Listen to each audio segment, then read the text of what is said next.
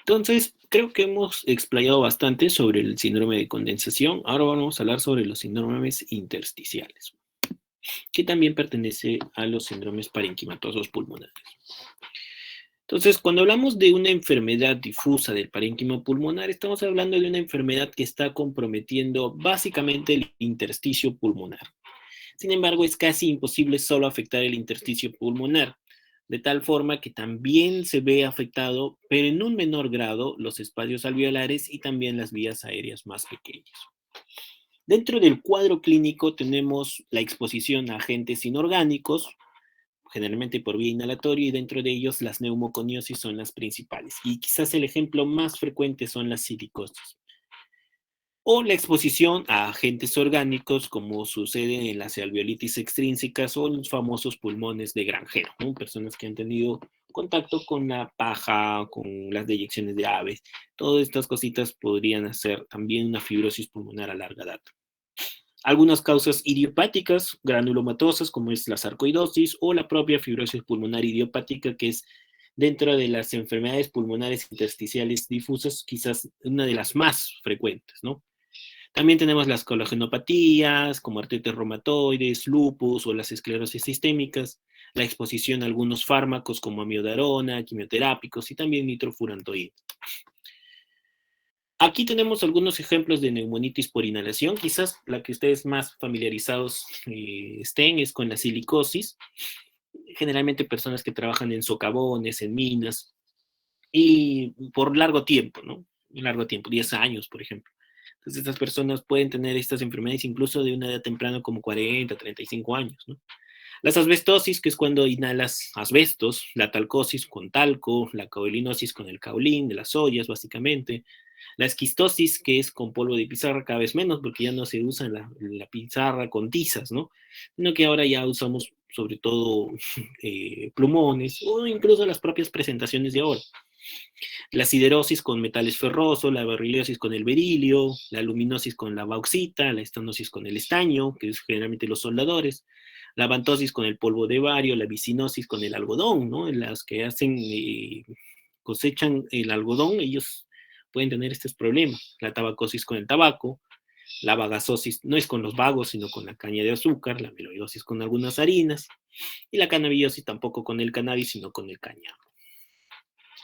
Y dentro de la etiología pueden ver causas conocidas, como todas estas neumoconiosis, todas estas neumonitis por inhalaciones, o también pueden tratarse de enfermedades desconocidas. Y aquí quizás son las más prevalentes y quizás también las más difíciles de tratar.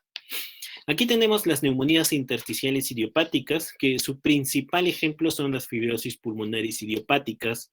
Eh, Estas enfermedades suelen ocasionarse principalmente en adultos mayores de 60 años.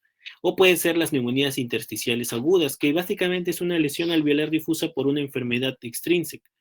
O las neumonitis organizadas criptogénica, el famoso NOC, que puede estar en forma de bronquiolitis obliterante y neumonía organizativa, ¿no? El NOC.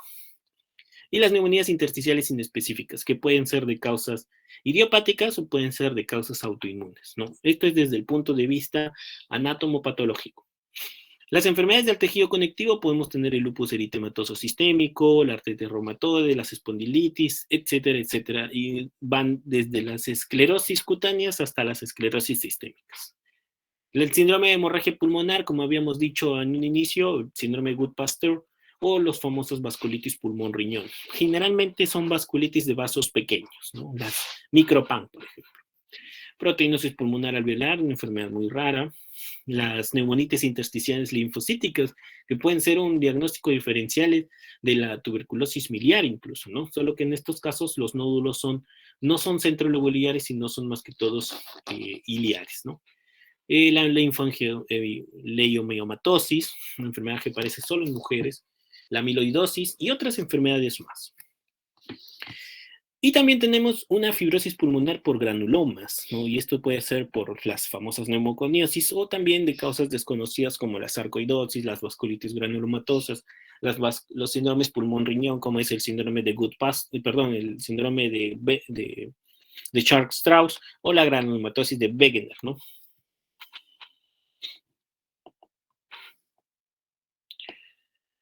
Eh, Dentro de las otras causas de fibrosis pulmonar, básicamente lo que va a distinguir a una persona de otra es de que cuando nosotros, casi todos hemos tenido contacto con alguna de estas sustancias y no nos ha causado daño, ya que normalmente la cicatrización de una herida en los pulmones en condiciones normales va a llevar a la completa resolución de estas, pero en condiciones anómalas esto puede predisponer a fibrosis pulmonar.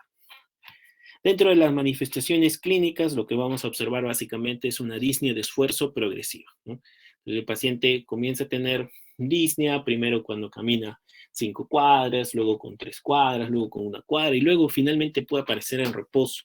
Pero es una disnea bastante bien tolerada, no es como una disnea de insuficiencia cardíaca que es muy progresiva, ¿no? Esta disnea tiene mucho tiempo, es bien larvada. Incluso tú puedes encontrar al paciente saturando 88 y el paciente te dice que no tiene cansancio. No suele haber ortopnia, tampoco disnea paroxística nocturna. Por lo general, casi siempre se acompaña de una pequeña tos, principalmente matutina, generalmente seca, a veces un poquito productiva por las mañanas.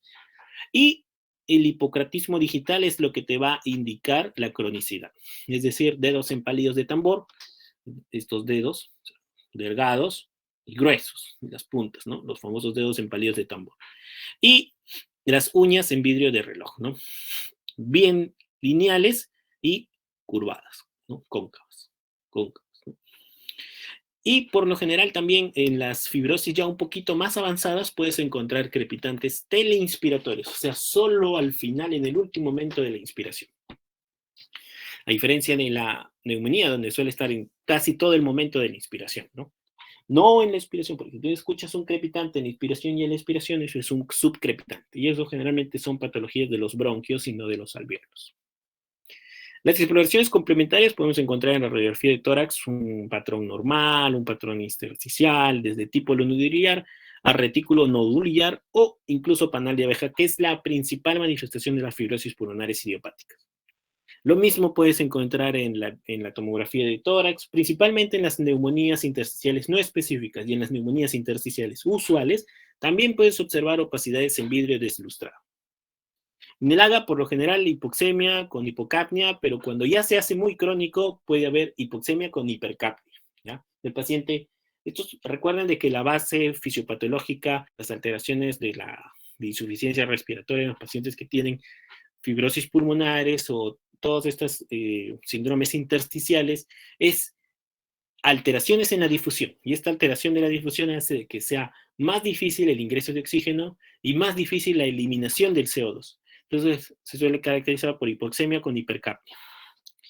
Y en las pruebas de disfunción pulmonar, en las ventanas de DLCO, vamos a observar una caída en la difusión del monóxido de carbono, ¿no? ¿Por qué? Porque está alterada la difusión, nuevamente. Recuerden la neumonía que está alterada,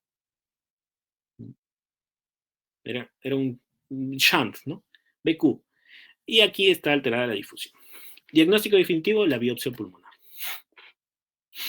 Entonces, miren, la fibrosis pulmonar, el parénquima pulmonar normal debería verse algo así.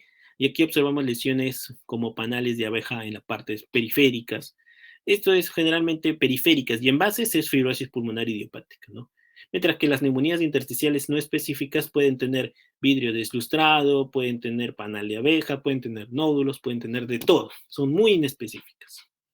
Aquí algunas ventajas o orientaciones diagnósticas en el lavado broncoalveolar, solo para su revisión, porque no es competencia de este módulo, pero para que lo tengan en cuenta. Y bueno, esto es todo lo que les quería comentar el día de hoy. No sé si hay alguna pregunta. Este es el carpincho, o el famoso capibara, ¿no? Es mi animal favorito. Y es buen pato. ¿Preguntas, doctores?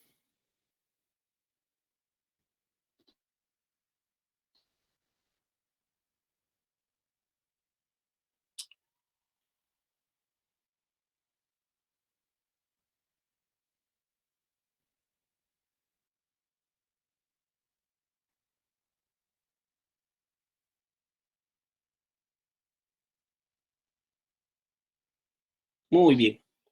Ojalá hayan entendido, doctores. De todas maneras, yo voy a subir estas diapositivas para su presentación. Siempre es mucho más fácil entenderlo leyendo, doctores. ¿Ya? O sea, en una clase no van a poder captarlo todo. Quizás lo captarán para un examen, pero no para la vida. Así que plásmenlo, los conocimientos, leyendo, haciendo mapas conceptuales, escribiendo, y si pueden explicarle a otro, mucho mejor. Se lo van a aprender de una manera más duradera.